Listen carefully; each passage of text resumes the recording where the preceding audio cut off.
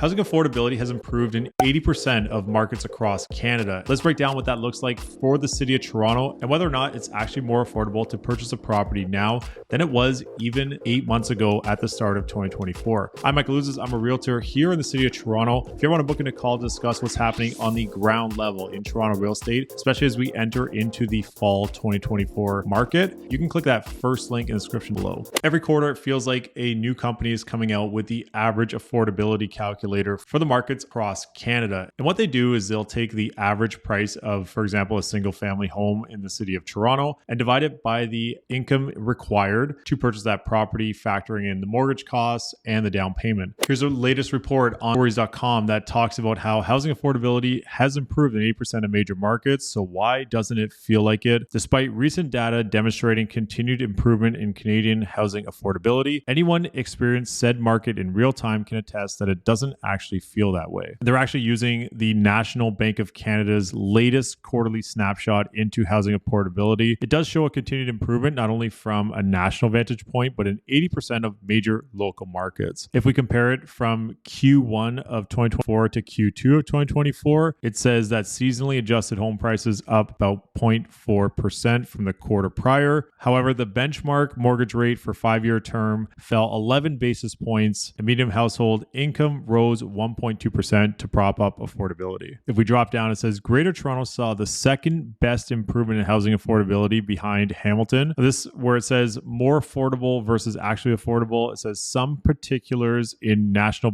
methodology to note. For instance, benchmark mortgage rate assumes a 5-year term and 25-year amortization. Income needed to purchase the median property assumes that a household devotes 32% of its pre-tax income for mortgage payment at the posted rate, and then mentions that the headline takeaway is that housing affordability is on the mend. Let's jump over to the actual housing affordability monitor put out by National Bank of Canada. This is for the city of Toronto. You can find this readily available on Google. And if you take a look at the mortgage payment as percentage of income, MPPI, for non-condo properties, 82.8% is down about 2% quarter over quarter. And for condos, down about 48.5% or 2% quarter over quarter. For condos, average price $702,000 with the household annual income at $168,000. Says it takes 55 months to save the required down payment. Overall, I find any of these calculators extremely interesting to look at the very least. They are taking the average sale price of a home. So $1.2 million,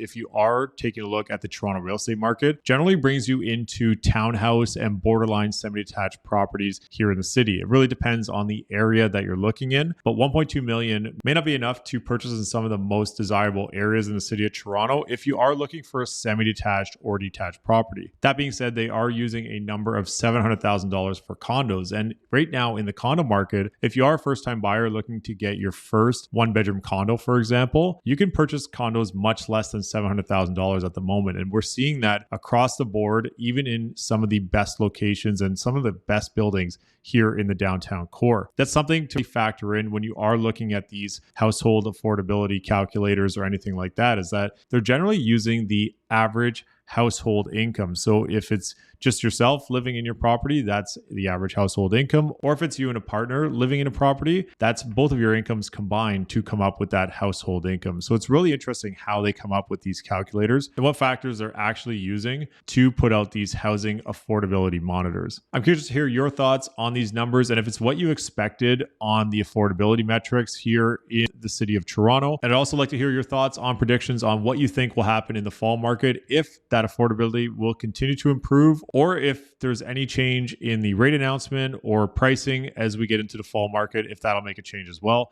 I'm Michael Ouzas. Thanks for watching.